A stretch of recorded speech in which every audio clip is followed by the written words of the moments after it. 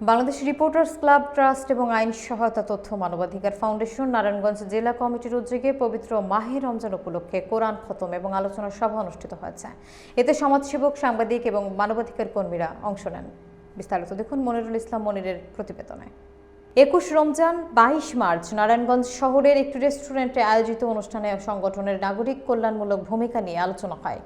শেষে প্রয়াতদের আত্মার মাগফিরাত এবং জীবিতদের সুস্থতার জন্য মোনাজাত করেন মদিনা জামে মসজিদের খতিব মাওলানা মোহাম্মদ মনসুর আহমেদ। সভাপতিত্ব করেন এস.এম. জহিরুল ইসলাম বিদ্যুৎ এবং সঞ্চালনায় ছিলেন মোহাম্মদ শফিকুল ইসলাম আরজু। বক্তব্য রাখেন সাংবাদিক এম সামাদ মতিন, কবি ইয়াদি মাহমুদ, সাংবাদিক এস.এম. ইমদাদুল হক মিলন, নারী উদ্যোক্তা সাবিরা সুলতানা নীলা, মানবাধিকার কর্মী সাথী আক্তার সহ অনেকে। অনুষ্ঠানে সাংবাদিক, আইনজীবী, মানবাধিকার কর্মী এবং সমাজসেবকরা উপস্থিত ছিলেন। ইফতার পরিবেশনের মাধ্যমে সমাপ্তি ঘটে।